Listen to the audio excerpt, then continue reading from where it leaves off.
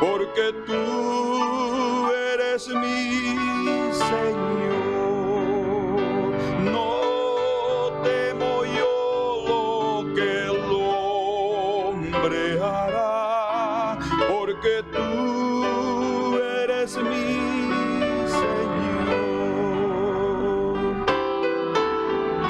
En ti confío, mi Señor, cuando en el horno de prueba estoy y tu presencia no siento en mí, tu nombre proclamo yo y tu presencia no siento en mí, tu nombre proclamo yo. En ti confío, mi Señor, y mi camino entrego a ti. Lo cercarás con tus lazos de amor y seguro andaré. Lo cercarás con tus lazos de amor y seguro andaré. En ti confío, mi Señor, luz de mi vida y salvación. En santidad tu rostro veré y la gloria tuya será.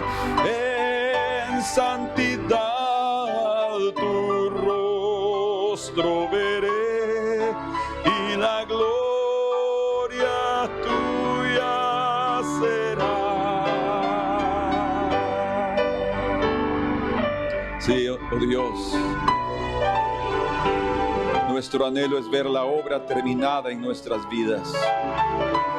Queremos vivir, por tanto, cada día confiando en tu trabajo, confiando en lo que tú haces, Señor, no viviendo con temores ni angustias, no viviendo afligidos o ansiosos, mas viviendo en una completa confianza y paz en tu dirección, Señor.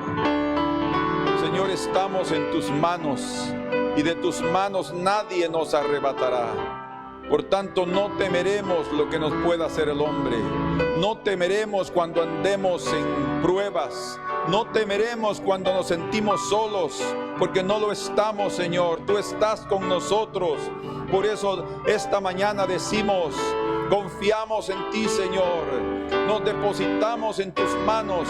Tú eres nuestro Dios, el Dios de nuestra vida, Señor.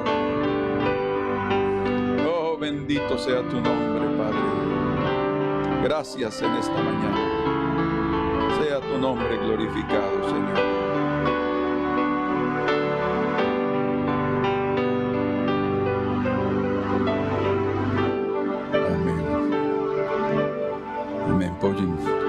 Pueden sentarse y vamos a meditar hoy en la palabra del Señor. Nuevamente, gracias a Dios por el privilegio que Él nos da de meditar en las Escrituras, y meditar en las Escrituras es meditar en la vida que Dios quiere darnos. Nos tenemos que aprender a confiar en ese Dios tan amoroso y tan humilde, que toma de su tiempo para enseñarnos el camino, para dirigirnos con sus ojos y dirigirnos también por el viento de su espíritu. Queremos comenzar entonces en Eclesiastés, en el libro de Eclesiastés, capítulo número 8, versículo 16. Aquí el Coelet o el predicador, así es llamado en hebreo, el predicador, Coelet, dice en el versículo 16: yo pues dediqué mi corazón a conocer sabiduría, y al ver la faena que se hace sobre la tierra. O sea, vivió atento al ver cada cosa, cada detalle, prestando atención, y eso le dio sabiduría. Y dice, porque hay quien ni de noche ni de día ve sueño en sus ojos, debido a los afanes en los cuales vive en las cosas de esta vida. No vivamos afanados. Y dice, y he visto todas las obras de Dios, que el hombre no puede alcanzar la obra que debajo del sol se hace. Por mucho que trabaje el hombre buscándola, no la hallará. Aunque diga el sabio que la conoce, no por eso podrá alcanzarla. Definitivamente todo lo que Dios hace y toda la obra que se hace debajo del sol de esta tierra no puede ser entendida totalmente, aún como dice aquí Salomón, por los sabios de este mundo. Y creo que la razón la encontramos en el capítulo 9 y el versículo número 1. Recuerden que la secuencia del tema continúa, el capítulo no lo divide, y mentalmente nosotros ya estamos condicionados a parar de leer en el capítulo 8, pero si leemos en el verso número 1 del capítulo 9 veremos que él continúa con el mismo tema. Y dice, ciertamente he dado mi corazón a todas estas cosas. O sea, a inquirir, a averiguar, a saber, para declarar todo esto. Fíjense, él inquirió, él investigó, pero él llegó a una conclusión y dice que los justos y los sabios y sus obras, lo que ellos son y lo que ellos hacen, porque lo representa a la misma persona, están en la mano de Dios. El justo y el sabio están en la mano de Dios. Eso quiere decir no solo en preservarlos, es lo que da a entender la idea, la figura de la mano de Dios, pero también la mano de Dios habla de su poder, por eso nos preserva, pero también habla de su dirección. Él nos guía también con su mano, Él nos lleva de la mano. Y lo que está diciendo también es que Él tiene el control de nuestras vidas. Él controla lo que somos y lo que hacemos, a pesar de nuestra independencia, a pesar de nuestro libre arbitrio. Nosotros, de nuestra voluntad, independientemente de nuestras decisiones, estamos en las manos de Dios, porque, o sea, de otra manera Él dejaría de ser soberano. Entonces Él es un Dios soberano y Él controla nuestras vidas, la vida de todos, pero principalmente, como aquí está especificándose, del justo y del sabio. Y dice, están en la mano de Dios. Que sea amor o que sea odio, no lo saben los hombres, todo está delante de ellos. O lo que está dando a entender es que Él no sabe qué le puede venir más adelante, o sea, su futuro, si Él va a vivir una vida llena de amor o experimentar odio. Y obviamente cada situación genera una reacción diferente en el corazón humano. Y gracias a Dios, podemos decirlo con plena confianza, que todos no sabemos qué es lo que pueda venir, a pesar de que sí podemos tener indicios de eso, dependiendo de cómo vivimos el día de hoy. Entonces, entremos a considerar lo que aquí el predicador, el Coelet, está expresando de una manera sabia y entendida, pero dice, todo está delante de ellos. O sea, es inevitable tener que enfrentar lo que viene. Lo importante es cómo estamos en el corazón para poder enfrentarlo. Yo he entendido que nuestros padres, sin duda, como progenitores, han determinado nuestro futuro en parte. O sea, quienes son nuestros padres determinan también en parte qué va a ser nuestro futuro. Ahí algunos pueden entender lo que realmente significa la idea de destino. Hay un destino marcado, en parte sí y en parte no. La otra parte está que también nuestras decisiones, nuestras elecciones también determinan nuestro futuro y nuestras acciones, porque es exactamente lo que aquí dice. Los justos y los sabios y sus obras están en la mano de Dios. O ustedes dirán, ¿pero están en la mano de Dios o están en nuestras manos? No. Recuerden que cada uno de nosotros tenemos la libertad de escoger. Dios nos enseña lo que es bueno. Dios nos enseña lo que es justo. Como propio Salomón aquí descubrió, dice, porque yo sé que Dios hizo a todo hombre recto, pero cada uno buscó sus propias perversiones. Cada uno se desvió. Pero la intención de Dios para nuestra vida es siempre una vida correcta, una vida sabia, una vida donde podemos entender lo bueno y lo misericordioso y lo mejor que Él tiene para nosotros. Sin embargo, nuestros padres, debido a su experiencia y debido a sus inclinaciones, ellos también nos orientan según ellos creen que debemos caminar en esta vida. ¿Sí? Ellos determinan también por su influencia y por ser autoridad sobre sus hijos por dónde pueden caminar. De hecho, desde que son pequeños ya les están inculcando lo que ellos son, hasta inconscientemente. Eso es inevitable. Entonces ellos sí determinan en parte lo que va a ser la vida futura de sus hijos. Por eso es que nosotros como padres necesitamos cada día más imitar al Padre de los cielos para que, conociendo cómo Él es, nuestras obras reflejen exactamente la obra divina y nuestra influencia hacia nuestros hijos sea la que Dios está revelando o reflejando en esta luna. Él es el sol, ¿no?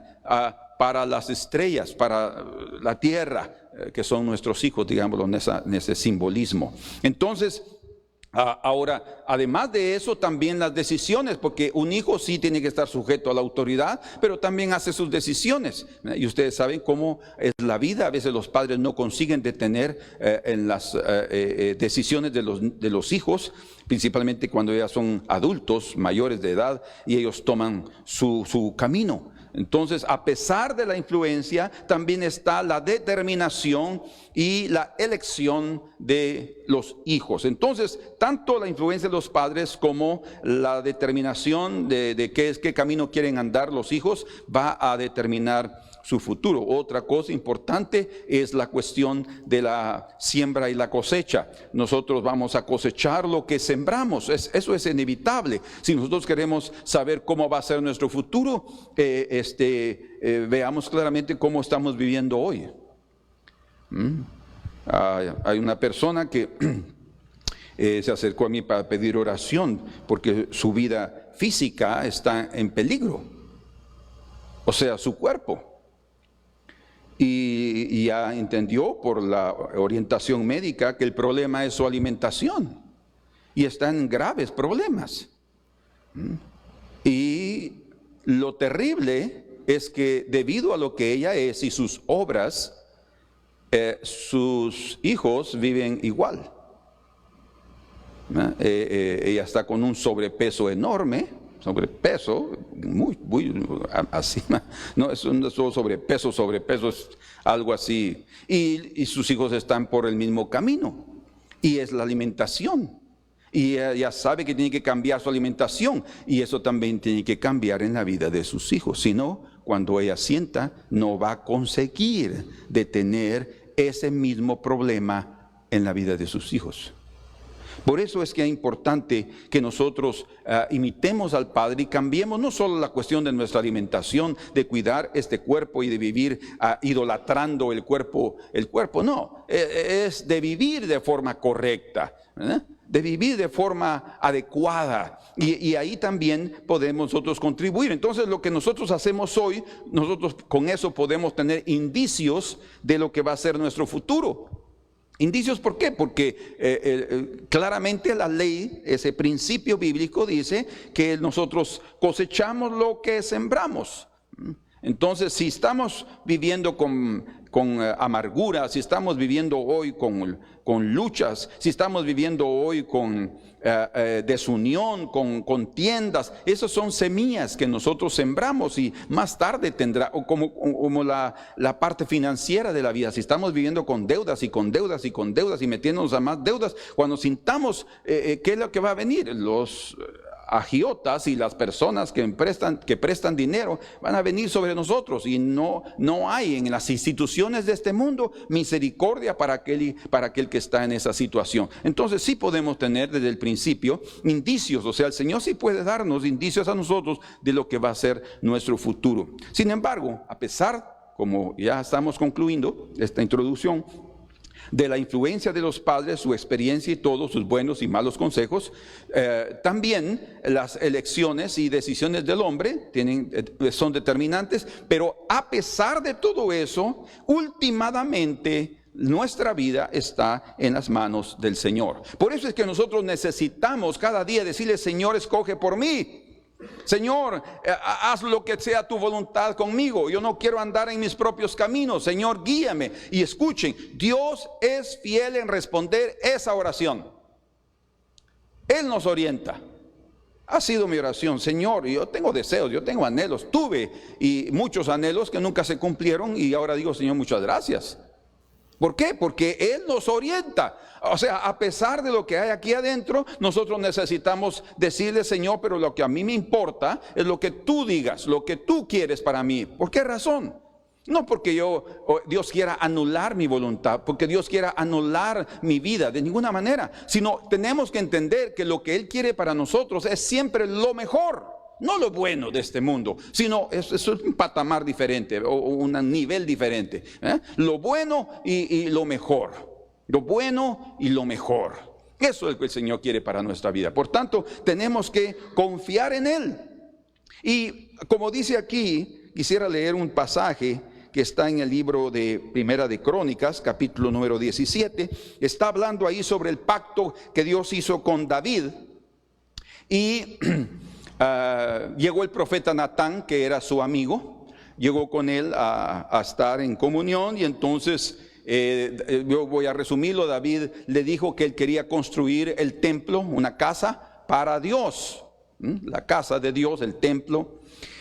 Y Natán le dijo: bueno, pues Dios está contigo, haz todo lo que está en tu corazón. Pero esa noche dice que Dios le habló a Natán y le dijo, y le dio detalles, diciéndole que regresara y que hablara con David para que no hiciera eso. Vean lo que estaba en el corazón de David. En el corazón de David había algo bueno. Lo que él anhelaba era algo elogiable. Quería construir un templo y él ya tenía los recursos para hacerlo. De hecho, a él le fue revelado el plan o la planta, los planos para esa edificación. Entonces, ¿cuál fue el problema? No era ese el plan de Dios para él, sino él quería que fuera su hijo que construyera el templo. O sea, Dios también tiene sus planes. Y si nosotros nos enmarcamos, nos alineamos a sus planes, vamos a tener éxito. Por eso es que necesitamos cada día depender más del Señor de nuestra propia voluntad. Y entonces viene Natán y le dice: mira, no, dice el Señor, que no es así, que Él te ha cuidado, Él te ha sacado de entre las ovejas, te ha puesto como rey y todo, y Él ha bendecido a este pueblo y todo. Pero entonces le dice: y cuando tus días, ahora le revela el futuro. Primero le habla del pasado, de cómo Él lo guardó, cómo Él lo escogió y cómo Él lo estableció como rey, y ahora le va a revelar algo del futuro. Y dice: y cuando tus días sean cumplidos para irte con tus padres, levantaré descendencia después de ti, a uno de entre tus hijos, y afirmaré su reino. Ya está hablándole de algo que él ni siquiera sabía. Entonces Dios le está mostrando. Lo que estoy diciendo es que Dios sí puede revelarnos el futuro si Él quiere. Y Él lo puede hacer en un momento determinado. Lo increíble es el hecho de que nosotros podamos administrar o manejar correctamente esa información. No cualquiera consigue poder administrar eso. Pero dice aquí, verso 12: Él me edificará casa, tu hijo, y yo confirmaré su trono eternamente. Y escuchen, aquí esta profecía no estaba hablando específicamente de Salomón. Estaba hablando de Jesús, el hijo de David, que tendría un reino eterno, un trono eterno. Entendamos, Salomón construiría el templo físico como figura, como el modelo natural, porque primero lo natural, después lo espiritual, dice, aunque lo espiritual existe eternamente. Mas para nosotros así sucede. Y después el templo espiritual, la iglesia, el tabernáculo de David, el verdadero tabernáculo de David es la iglesia, que está compuesto por judíos y gentiles convertidos, que adoran a Dios en espíritu y en verdad. Ese sería construido por Jesús, el Hijo. Entonces, esta profecía abarca no únicamente una generación inmediata, sino habla prácticamente de otras generaciones, muchas generaciones. Como dice, más o menos, como dice aquí en Mateo, me estoy recordando de eso en este instante, solo quiero mencionárselos rápidamente. Aquí hablando de las generaciones, dice ahí en Mateo, dice, y de Abraham,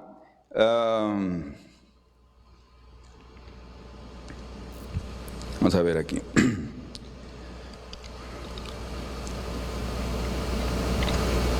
De manera que, en el verso 17 del capítulo 1 de Mateo, dice, de manera que todas las generaciones, desde Abraham hasta David, son 14.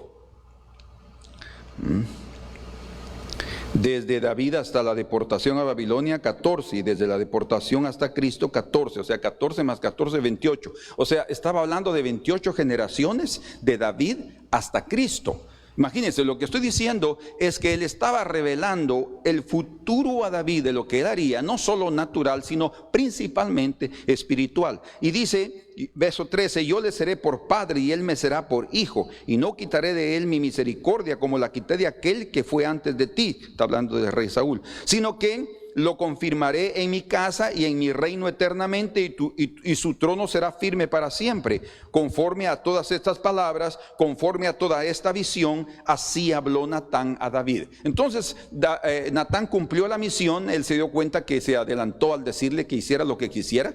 Increíble, ¿verdad? Hasta los profetas no oyen a veces claramente.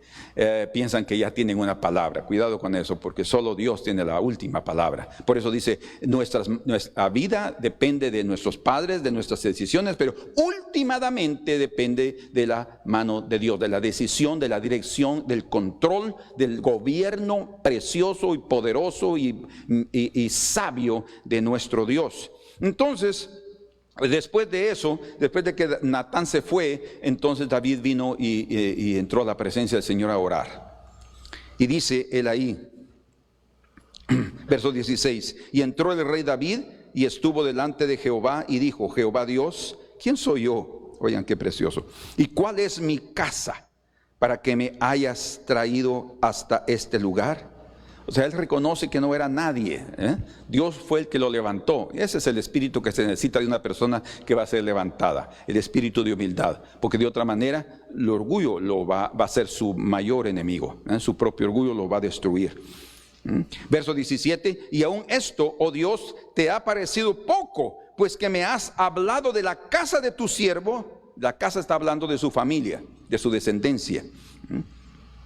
Para tiempo más lejano, su futuro. Y me has mirado como a un hombre excelente, oh Jehová Dios. Es lo que el Señor quiere para nosotros, darnos un buen futuro, darnos un camino excelente, revelar a su Hijo en nosotros, que a través de nuestra vida Dios se revele a este mundo. Él también quiere edificar nuestra casa, y Él está hablando de la casa espiritual. Nosotros tenemos, igual que Salomón, una casa física, pero la casa espiritual es edificada por Cristo. Yo puedo hacer lo que quiera con este cuerpo, pero es templo del Espíritu Santo. Pero si nosotros permitimos que el Señor haga su obra a través de Cristo, que mora por su Espíritu en mi vida, Él va a darnos algo excelente, porque eso es lo que Él tiene. O sea, cuando hablamos de lo mejor, estamos hablando de lo excelente. Y dice, Verso 17, 18. ¿Qué más puede añadir David pidiendo de ti para glorificar a tu siervo? Mas tú conoces a tu siervo. Y así aquí yo voy a terminar. Continúa orando ahí David. Pero lo importante de este punto que quería mencionar antes de proseguir con el mensaje es que Dios sí le reveló a David algo, y David se sintió indigno, pero agradecidísimo por lo que el Señor estaba mostrándole de su casa. O sea, le iba a dar hijos y hijos. Y escuchen, no significa que todos esos hijos serían íntegros, porque hasta David falló, hasta David pecó. No podemos esperar digamos así, una pureza 100%. Ellos fallaron, pero Dios sabe eso. Dios sabe que los hombres fallan, Dios sabe que los hombres pecan. Pero eso no, el pecado no es problema para el Señor. El problema es la falta de rendición y de arrepentimiento del hombre. Cuando Él no se entrega en las manos del Señor, ahí está el problema, ¿verdad? Pero en los hijos se puede ver en todo el linaje de la casa de David cómo es que algunos fueron buenos, otros anduvieron en los caminos de David, otros no, otros fueron pecadorazos, otros más o menos, y así, pero la línea se mantuvo hasta que vino Cristo el justo, el hijo de David, que sí cumplió la voluntad de su Padre. Y es eso lo que nosotros queremos, que Dios se revele. Entonces, nuestro futuro sí podemos conocerlo. Sin embargo, hay cosas que Él nos revela así para animarnos. Creo que esto fue uno de los propósitos que el Señor reveló esto a David. No, y otra razón fue porque David manifestó su deseo de construirle casa al Señor. Y por otro lado, escúchenlo, Él la construyó. Porque Él reveló en su propia vida que a través de la adoración y del cántico al Señor, y a través de una vida correcta, Él tuvo que aprenderlo, Él construía un tabernáculo para el Señor. Por eso es que si nosotros adoramos y buscamos al Señor todos los días, eso nosotros estamos construyendo un tabernáculo. Y si nosotros le construimos al Señor un tabernáculo, tengan la seguridad que el Señor nos va a prometer, igual que David, como dice en el Salmo 132, un tabernáculo para nosotros, nuestra casa, nuestra descendencia. ¡Qué bendición! O sea, ¿cómo nosotros podemos transmitir a nuestros hijos la bendición de Dios? A través de nuestra fidelidad hoy. Entonces, el Señor anima a algunos para cuando les revela algo, pero a otros les revela algo para volverlos a la realidad. Porque muchos de nosotros podemos estar soñando en cosas que no deberíamos, porque nos puede llevar a la destrucción. Hay caminos, como dice la Escritura en Proverbios, que al hombre le parecen rectos, pero su fin son caminos de muerte. Parecen rectos, o sea, lo que está dando a entender es que nosotros aquí adentro no tenemos la perspectiva correcta de la vida. No alcanzamos con nuestra finita sabiduría entender nuestros caminos ni lo que va a venir en nuestro futuro. Hay hombres que delante de sus ojos sus caminos parecen rectos, pero escuchen, el camino de Dios, ese sí es recto y no nos lleva nunca a la perdición, sino todo lo contrario, a la vida eterna, a la bendición y a un camino excelente. Y eso es lo que Dios quiere para nosotros. Por eso es que el Señor muchas veces también nos va a revelar algo que puede chocar nuestra vida, pero es para que volvamos a la realidad. Es como que nos está haciendo así para que despertemos y digamos, no es por ahí. No es por ahí. Y muchas veces van a venir cosas, situaciones, pruebas para despertarnos, porque es como que vivimos así como en sueño, ¿verdad? Y nuestros ojos se ofuscan debido a nuestros propios deseos y anhelos de esta vida. Y comenzamos a soñar demasiado, pero el Señor nos libra de la vanidad. Por eso es que también aquí en el libro de Eclesiastés, en su capítulo número 5 y versículo número 3, leemos lo siguiente: porque de la mucha ocupación viene el sueño, y de la multitud de las palabras la voz del necio. ¿Perciben? De la mucha ocupación viene el sueño. Está hablando del mucho trabajo, también del cansancio físico viene el sueño, pero también de la multitud de las palabras la voz del necio, dice. Ahora, también da a entender aquí en otros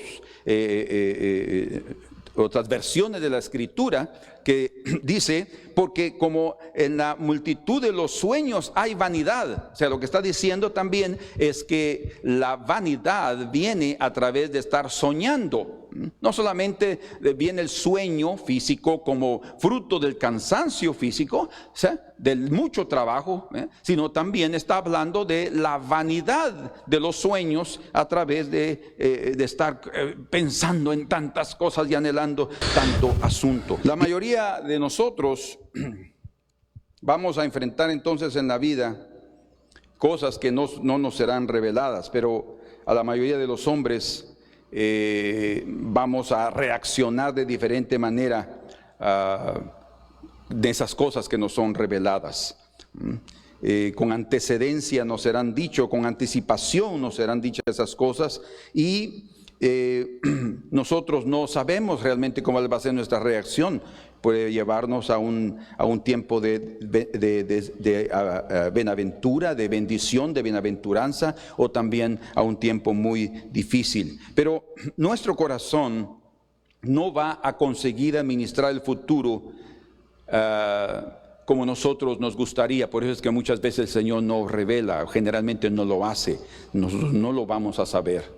Creo que la razón es porque somos inclinados a manipular el futuro. Nosotros bien nos gustaría manipular el futuro, y esto lo podemos ver hoy en día en relación a la manipulación genética. El clonaje es una manipulación genética. Hoy en día se está tratando de eliminar las enfermedades, de trabajar en el genoma humano desde el inicio de su formación, para evitar que vengan malformaciones en el cuerpo humano, y hasta enfermedades genéticas se podrían evitar. Es lo que los científicos han pensado y creen que lo pueden corregir en el DNA, en el ADN. Pueden corregirlo, según ellos, en sus conocimientos, en su actualización de la ciencia, y lo que ellos están tratando de hacer es manipular lo que ya está ahí. Por eso es que la cuestión de la manipulación genética tiene que ver en gran parte con la ética humana. Por eso es que ellos no pueden hacer ese tipo de manipulaciones en un determinado país. Si esa ley lo permite, no pueden. Lo pueden, pero si la ley no lo permite, lo que han hecho es irse a otros países donde sí les es permitido. Pero todos, hasta los propios científicos que trabajan en esa manipulación, reconocen que el hombre mismo puede crear sus propios monstruos, podría crear criaturas, que imagínense ustedes que han estado colocando parte del ADN humano en células de cerdos, y había una manipulación con tal de tener órganos, otros órganos como restitución de orejas y cosas con la propia piel de los cerdos, y órganos como el corazón y otro tipo de otros animales. Es una manipulación, es algo que nosotros tenemos ya por el anhelo de vivir eternamente. Todos quieren vivir para siempre, todos quieren vivir 100 años, 200 años, y el Señor va a restaurar la longevidad, sin duda, pero no será a través de manipulación humana, viene a través del tiempo del Señor y de la voluntad del Señor. Entonces, por eso el Señor nos revela muchas cosas, porque Él sabe que nosotros podríamos manipular. Si sabemos que puede venir una situación difícil, manipularíamos para que eso no sucediera. Entonces, hasta el día de hoy, el hombre no ha entendido que en la vida no toda aparente desgracia es mala. No toda aparente desgracia delante de nuestros ojos es mala, ni toda aparente bendición es buena. ¿Por qué digo eso? Porque otra vez hay caminos que al hombre le parecen rectos, dice, pero su fin es camino de muerte. ¿Por qué? Porque no entendemos. Entonces nosotros necesitamos aprender a confiar en el Señor. Conozco la historia. Y es una ilustración muy buena de China. Es una ilustración china, pero que habla exactamente de lo que estamos mostrando aquí. Dice que había un hombre del campo, un agricultor que tenía sus tierras y un pedazo de tierra, y él tenía su hijo y tenía un bonito caballo. Un caballo que le servía no solo para transportarse, sino también para trabajar la tierra. Pero un día de esos, el caballo huyó y se sintió tan triste el hombre por perder su caballo, y los finqueros cercanos, vecinos a él, se acercaron para lamentar su situación y le dijeron pero qué mala suerte usted tiene de haber perdido su caballo. Y entonces el hombre, de una forma muy espontánea, dijo: mala suerte, buena suerte, yo no sé, Dios lo sabe. Fue su respuesta, y ellos quedaron así como admirados de ver la actitud del hombre, que no estaba ni siquiera conmovido en haber perdido su caballo. Resultó que a las 2 semanas, 15 días después, el caballo regresó. Pero la sorpresa para todos y para también al dueño de ese caballo es que regresó con 15 caballos más, 15 caballos salvajes, que él atrajo, tenía ese instinto de líder, y esos caballos lo siguieron y vino a bendecir al finquero, a ese agricultor, con 15 caballos más, y 16 ahora con el que él tenía. Y entonces, cuando vieron eso los vecinos, se alegraron tanto que regresaron y lo volvieron a visitar y le dijeron: hombre, qué buena suerte usted tiene. Y entonces él respondió: buena suerte, mala suerte, no lo sé, Dios lo sabe. Y otra vez ya los vecinos estaban así como un poco inquietos en esa su respuesta, un poco ambigua, pero no era ambigua. Entonces sucedió que en esos días, ya teniendo aquí aquellos caballos, el hijo del agricultor decidió comenzar a domar a los caballos. Y en ese trabajo, él se cayó de uno de los caballos y se fracturó sus 2 piernas. Y entonces los vecinos, como eran bien intrometidos, nuevamente se acercaron al hombre y le dijeron: pero qué mala suerte usted tiene. Había perdido su caballo y ahora pierde a su hijo con sus piernas fracturadas. Pero qué mala suerte. Y el hombre dijo otra vez, no hay duda que era de pocas palabras: mala suerte, buena suerte, no lo sé, Dios lo sabe.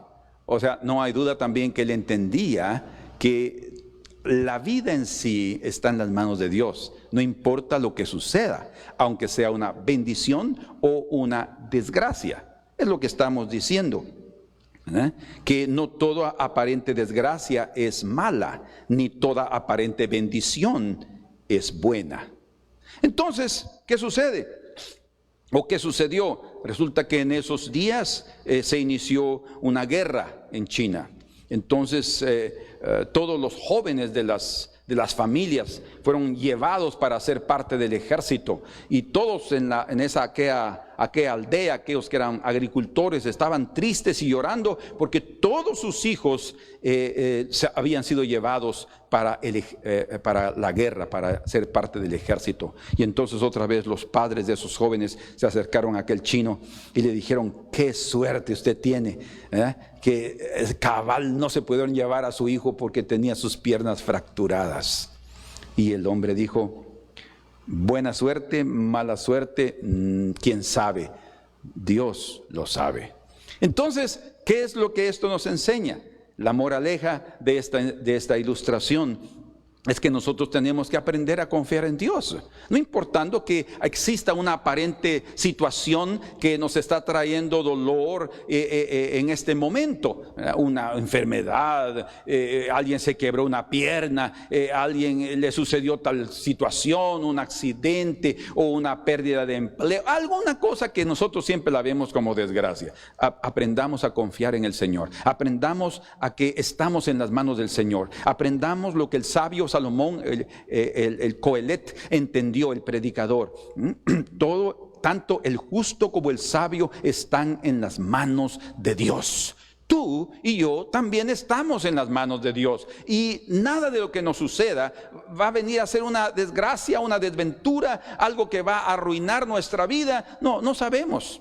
pero sí podemos confiar en el Señor. Por eso Él dice ahí, no sabe si vendrá odio o amor, no sabe qué es lo que va a venir, pero la cosa más preciosa es confiar en el futuro del Señor, no en nuestro futuro. O sea, el futuro está oculto para el hombre porque el hombre no es capaz de aceptar con paz, en reposo y de buen grado el manejo sabio y justo de Dios. Siempre estamos diciendo, Señor, pero yo creo que mi vida sería mejor de esta forma.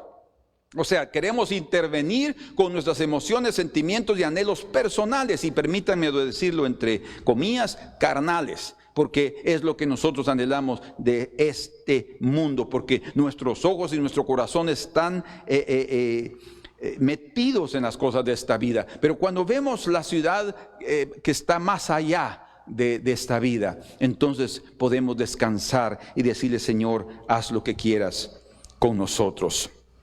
Los hombres y principalmente los creyentes, escuchen ahora, debemos mantener la calma en toda circunstancia.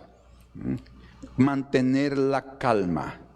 Les estaba compartiendo ayer en el culto de oración a las hermanas y el hermano que estaba aquí sobre este pasaje en el libro de Isaías. Y creo que vale la pena mencionarlo en este momento. Isaías 26.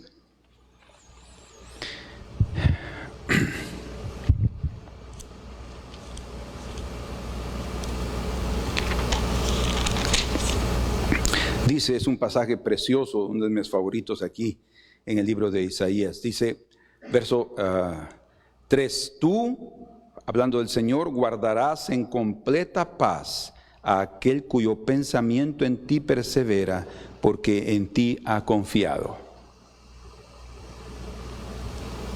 Tú guardarás en completa paz, en perfecta paz, a aquel cuyo pensamiento en ti persevera. Señor, yo voy a poner mi meta en tu camino, voy a poner mi meta en tu voluntad, Señor. Porque en ti confía. El hecho de decir, Señor, voy a poner mi futuro en tus manos, ya está evidenciando que Él ya sabe que el único lugar seguro y de éxito en la vida es estar en las manos de Dios. No salgas de su mano. No pienses que independiente y haciendo lo que tú quieres para mostrar que tienes el derecho. Así hablamos muchas veces. Señor, yo tengo derecho. Sí, los tienes. Todos tenemos derechos. Pero cuando aprendemos a dejar en el altar nuestros propios derechos y a pedirle al Señor que Él escoja, Él nos da su justicia. Y saben, esa justicia es lo mejor que puede haber para nuestras vidas. Por eso es que es necesario que descansemos, que reposemos, que confiemos y que guardemos nuestros pensamientos, porque es aquí donde se llevan a cabo las grandes batallas, aquí en la cabeza, en los pensamientos. Entonces, debemos aprender a confiar en el Señor. Y confiar plenamente, sí, que Él nos llevará a puerto seguro si nos ponemos en sus manos. Porque sin importar si somos justos o sabios, nuestra vida está en las manos del Señor. Sin importar eso. O sea, hablando de los justos y sabios, sí, pero también todas las personas del mundo también están en las manos del Señor. De la soberanía de Él nadie se escapa. Ahora, que cada uno va a ser responsable de sus propios hechos, eso sí, definitivamente, porque Él no nos coloca en sus manos o en su decisión final si nosotros no queremos. Pero si confiamos en Él, ahí está la clave. Cuando nosotros confiamos en Él, nos depositamos en sus manos. Cuando no estamos confiando, Él ni siquiera puede agarrarnos. Solo que en el momentito clamemos, Señor, perdóname. Como es el ejemplo que ha dado es Pedro. Mientras él colocó sus ojos en Jesús, él consiguió andar sobre las aguas igual que Cristo. Pero cuando él quitó sus ojos de Jesús y comenzó a colocar sus ojos, su corazón, eso es, en el viento y en las ondas tan fuerte, él tuvo miedo y comenzó a hundirse. Entonces ahí fue cuando él clamó y Señor, ayúdame. Y cuando él pidió ayuda, entonces el Señor le extendió la mano. Mientras él no clamaba ayuda, ¿qué podía hacer? Dios va a ayudar a aquel que pide. Al que pide se le dará. Tenemos que buscar y encontraremos. Porque Dios es fiel y dice, Él nunca nos va a dar una piedra si le pedimos un pan. Él deja bien claro eso. O sea, Él nos va a dar lo mejor que hay en su corazón. Pero para eso tenemos que depositarnos en sus manos, descansar en Él. No vivamos más ansiosos o afligidos de que no conseguimos controlar nuestra vida. No vivamos de esa manera. Descansemos en el Señor porque Él es fiel. Aquí en el libro de Deuteronomio, capítulo 32 y versículo número 39, dice, este es el cántico de Moisés, y dice, ved ahora que yo soy, y no hay dioses conmigo, solo hay uno. Yo hago morir, y yo hago vivir. Yo hiero, y yo sano. Y no hay quien pueda librar de mi mano. Esa es su soberanía. De mi mano.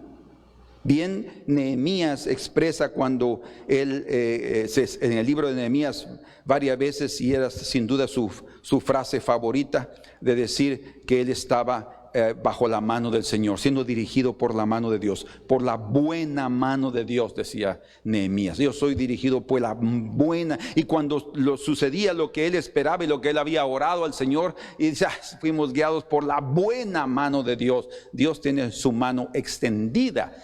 Y bien dice la Escritura también en Isaías capítulo 53, ¿sobre quién se ha revelado el brazo de Jehová? ¿Sobre quién? ¿Y quién es el brazo de Jehová? Es Cristo Jesús. Pero Él se revela a aquellos que creen, en los que confían. La palabra fe tiene que ver con la palabra pistis, es la palabra griega para fe. Y eso significa, o se traduce, fidelidad. Fe no es simplemente algo que yo creo, no. También se requiere de los que sean fe, de los que tengan fe, de los creyentes, ser fieles. Un creyente no es sí, yo creo. No, un creyente necesita ser fiel a su Dios. Eso es verdaderamente tener fe. Es que seamos fieles en cualquier circunstancia y que confiemos. Dios guardará en completa paz aquel cuyo pensamiento en ti persevera, porque en ti ha confiado, dice Isaías 26:3. Por eso es que necesitamos depositarnos en sus manos, a pesar de nuestras decisiones, a pesar de nuestros objetivos, a pesar de nuestros trabajos y esfuerzos para tener un buen futuro, que prácticamente sí marca nuestro destino, porque a través de lo que hoy hacemos sabemos en parte de lo que vamos a obtener. Con todo, nosotros estamos en las manos de Dios. Escuchen, a veces es para el hombre difícil entender y entrar en un equilibrio y decir, pero entonces ¿estoy o no estoy? Yo no soy libre. Tengo o no. Muchos creen que no existe voluntad humana, que estamos a merced de la voluntad de Dios. No es eso solamente. Existe voluntad humana. Dios no juega con la voluntad humana. Por el hecho de no manipular, Él no manipula. Por el hecho de no manipular la voluntad humana, por eso es que hay muchos en el infierno, porque ellos tomaron su propio camino. Es evidencia de que cada uno ha decidido su propia vida. Y hay muchos en el cielo. ¿Por qué? No porque ellos decidieron ir al cielo, no, porque se entregaron en las manos de Dios. Y las manos de Dios va a guiarnos hacia ese lugar de bendición que es su propia presencia. Entonces, el sabio, el predicador, está diciendo que no obstante todos nuestros esfuerzos, trabajos y objetivos que queremos alcanzar, nuestra vida está en las manos de Dios. Solo el soberano Dios conoce con detalles ese es otro de los mensajes cuando dice que estamos en las manos de Dios. Solo Él conoce los detalles a perfección de aquello que nos depara la vida, de aquello que viene más adelante, y solo Él podrá ayudarnos debido a la reacción que nosotros tendremos cuando enfrentemos lo desconocido, porque todos tenemos miedo de lo desconocido. No sabemos qué va a pasar. ¿Y qué va a pasar conmigo cuando yo llegue a tal edad? Y esto, y yo así también voy a tener Alzheimer, y voy a tener esto, miedos, unos miedos terribles. Ustedes saben que hay gente que se adelanta a sufrir, se anticipan al sufrimiento. Eso es masoquismo emocional. No podemos vivir de esa manera. Tenemos que tener paz, y lo que venga, que venga. Si Dios lo permite, dice la Escritura en Romanos 8:28, que todas las cosas ayudan a bien a aquellos que aman a Dios y son llamados conforme a su propósito. Su voluntad va a ser prosperada en nuestra vida. Su mano es poderosa para mantenernos sin caída. Pero es necesario que nosotros confiemos. La confianza, escuchen, es la rendición de nuestra voluntad ansiosa e inquieta y nerviosa. Nuestra voluntad es nerviosa. Si a veces temblamos en las manos porque tenemos miedo de algo, o nos tiemblan los labios, ¿verdad? O comienza un tic aquí en el párpado, es porque hay una desconfianza, hay miedo. No, tranquilos, confiemos en el Señor. Dios tiene todo el poder en sus manos. Leamos de nuevo entonces Eclesiastés capítulo 9 verso 1. Necesitamos verlo de esta manera. Otra vez, vamos por favor a Eclesiastés capítulo 9 verso 1. Dice: ciertamente me apliqué a todas estas cosas para claramente entender lo siguiente. Voy a leerlo parafraseando: que los justos y los sabios, y con otra versión, y sus hechos están en las manos de Dios. Y si es amor o si es odio lo que está por venir, ese es otro sentido de ver ese texto, y es real. Y si es amor o si es odio lo que está por venir, no lo sabe el hombre. Todo le está oculto en su futuro.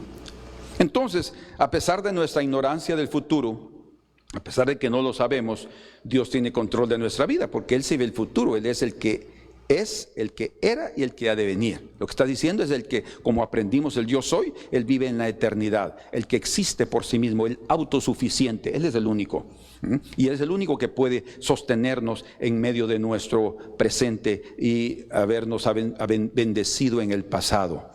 Todas las bendiciones preciosas del pasado son fruto de la misericordia de Dios, como Dios le dijo a David: y yo te saqué de entre las ovejas, y yo hice esto, y yo hice lo otro, y yo te traje aquí, y yo hice lo... Es Dios.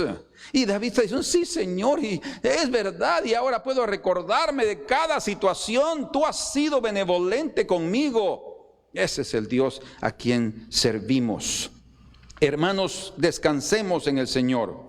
En sus manos estamos seguros. Nuestro destino es perfecto y excelente, como el Señor le dijo a David. Mira, estás hablando de un camino excelente. Sí, es lo que Dios también quiere para tu vida. Bien, recuerden lo que dice en el libro de Jeremías capítulo 29 versículo 11. Porque yo sé, dice, yo sé, qué precioso eso, qué firmeza. Yo sé los pensamientos que tengo para con vosotros, pensamientos de bien y no de mal, para vos dar el fin que esperáis. Y en otras versiones dice, para les dar un futuro. No cualquier, no, porque todos tendrán un futuro. Lo que está diciendo es que el futuro que Él quiere darles, de excelencia. Por eso dice, yo sé los pensamientos de Dios son para el bien de nuestra vida. Él no está, a pesar de que a veces permita dificultades y momentos que nosotros no quisiéramos vivir. Aprendamos a descansar. No pensemos que Dios nos abandona, que Dios se enojó con nosotros, que estamos siendo pecadores. ¿Quién deja de ser pecador? Va a llegar al final de su vida fallando o ofendiendo. Eso no significa que lo va a hacer obstinadamente y con aquel corazón de anhelo y de deseo. No, el verdadero justo y el cristiano verdadero siempre estará evitando el pecado, pero en un momento dado va a fallar, porque no somos perfectos todavía. Nuestra perfección está siendo formada a través de la vida de Cristo en nosotros y va a llegar a su final. Algunos no alcanzaremos una perfección como la que Él va a hacer tal vez en otros. No importa, cada uno va a alcanzar el grado de perfección que hay para nuestra vida y tenemos que descansar, no vivir ahí anhelando alcanzar cosas. Cuando la gente a veces se esfuerza demasiado, como dice, va a venir a un sueño, y no solamente a un sueño físico, sino también al sueño de la muerte. Por tanto, tenemos que tener cuidado. Confiemos, Dios tiene cuidado de nosotros. Y escuchen, Dios tiene cuidado de nosotros desde que estábamos en el vientre de nuestra madre. Hasta después de la muerte. Dice en el libro de los Salmos que Él nos capitaneará más allá de la muerte. Quiere decir que sus planes, su plan está incluyendo cosas preciosas preparadas en la eternidad después de morir. Dios es fiel. Él no es capitán de nosotros solo en el pasaje, en nuestra peregrinación en esta tierra, en el pasaje por este mundo. Él es capitán de nuestra vida aún en la eternidad. Por eso dice que proseguiremos en conocer al Señor. ¿Por qué? Porque el futuro que nos espera, la vida en el cielo, no es una vida de vivir sentados en una nube con una arpa tocándole y cantando al Señor eternamente. No, va a ser tan emocionante, la vida eterna va a ser tan preciosa que todos vamos a decir: Señor, ¿por qué no me adelantaste venir aquí? Es porque nosotros tenemos esa mentalidad que todo lo que sabemos y conocemos es lo que ven nuestros ojos. No es así. La realidad está más allá de estos ojos naturales. Entonces, confiemos. Dios tiene control de nuestras vidas desde que nacimos, desde que estábamos en el vientre de nuestra madre hasta después de la muerte. Amén. Quisiera contarles esta otra historia y vamos a cantar después de esto, y aquí vamos a terminar, que creo que no voy a poder terminar mi mensaje esta mañana. Pero tal vez no han oído de un hombre que se llamó William Moon. Él, desde muy pequeño, desde sus 4 años, él ya tenía un problema en sus ojos, una enfermedad, una infección en sus ojos, y él continuó con ese problema hasta que llegó a la juventud, hasta los 21 años, cuando él perdió totalmente la visión. Pero él desde el principio deseaba dedicar su vida para ser un sacerdote. Pero no consiguió alcanzarlo. O sea, él no fue ordenado como sacerdote a causa específicamente de ese problema, y tal vez hasta de otros que él mismo manifestó. Pero el hecho es de que esa enfermedad lo llevó a otro rumbo en su vida. Cambió su destino. Él quería un camino por aquí y el Señor lo llevó por otro. Después de muchos padecimientos, dice que le dijo el médico que lo trataba, el oftalmólogo, que en 2 semanas él perdería la visión. Y así sucedió, la perdió. En esas 2 semanas, antes de esas 2 semanas, su novia, la que estaba ahora ya comprometida con él para casarse, le dijo: William, yo no quiero casarme con un hombre ciego. No quiero comprometer mi vida a cosas que no voy a soportar. Y entonces lo dejó. Creo que, entre paréntesis, esta mujer perdió uno de los grandes privilegios que Dios puede darle no a una mujer, sino a un ser humano, de poder servir a otros. Pero entonces William Moon vivió un momento muy triste y perdió totalmente la visión, y Cuando él ya estaba ciego, tuvo una idea y él pensó que él podía crear una escritura para poder permitir que los ciegos continuaran aprendiendo, conociendo y comunicándose también a través de la escritura. Y así fue como nació la idea del braille. O sea, no fue él que lo perfeccionó, fue William Moon que tuvo la idea, la luz, y comenzó a hacer sus trabajos y a crear símbolos. Fue al final de cuentas el señor Braille, Louis Braille, que perfeccionó esa escritura.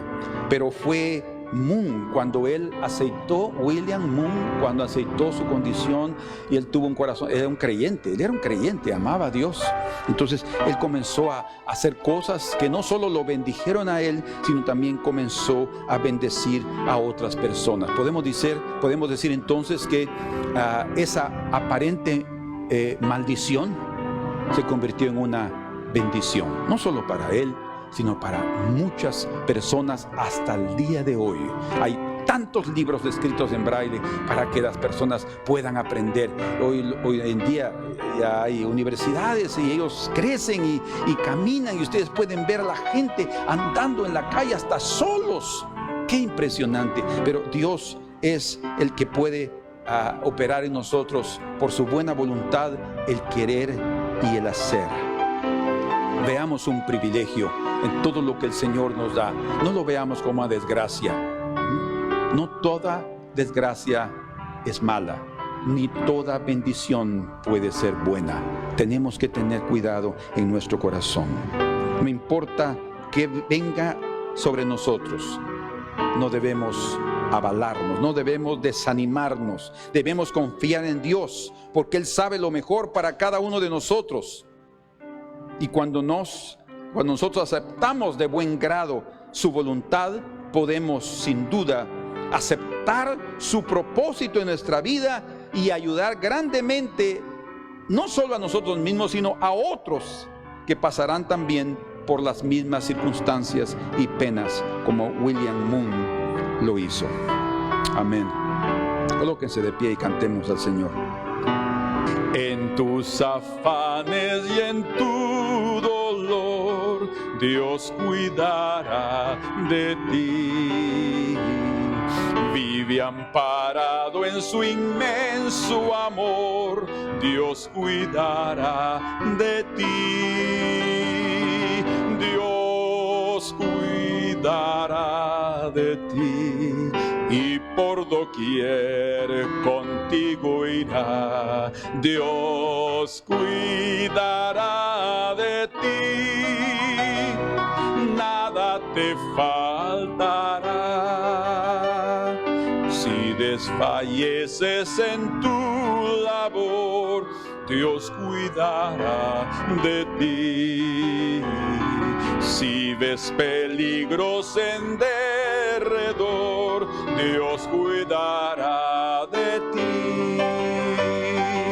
Dios cuidará de ti, y por doquier contigo irá. Dios cuidará de ti, nada te faltará.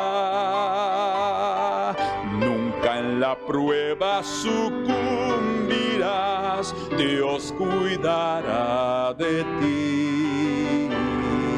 En su regazo te apoyarás, Dios cuidará de ti. Dios cuidará de ti, y por doquier contigo irá. Dios cuidará de ti, nada te faltará. Señor, muchas gracias, porque sabemos que estamos en tus manos. Tanto el justo como el sabio están en las manos de Dios. Señor, no permitas que nos salgamos de tu mano. Tú nos prometiste diciendo que somos tus ovejas, tú eres nuestro pastor, y de tu mano nadie nos arrebatará. Señor, si tan solamente nos quedamos ahí, nadie podrá tocarnos, nadie podrá dañarnos, porque estaremos bajo la protección del Altísimo, estaremos en el refugio poderoso del cielo, que es tu mano. Señor, extiende tu mano y tómanos. No nos dejes andar por nuestros caminos. Agárranos de la mano como aquellos niños pequeños que quieren andar corriendo y no saben que van a caer. Señor, cuídanos, por favor. Cuídanos con esa atención tan preciosa y amorosa que tú tienes, Señor. Llévanos por tu camino. Danos el futuro que esperamos. No nuestro futuro, tu futuro, lo que tú quieres y lo que tú deseas para nosotros. Nosotros te lo pedimos y lo agradecemos en el nombre precioso de Jesús. A ti la gloria y la honra, Señor. Dios cuidará de ti, nada te faltará. Amén. Si Dios lo permite, nos vemos el próximo domingo.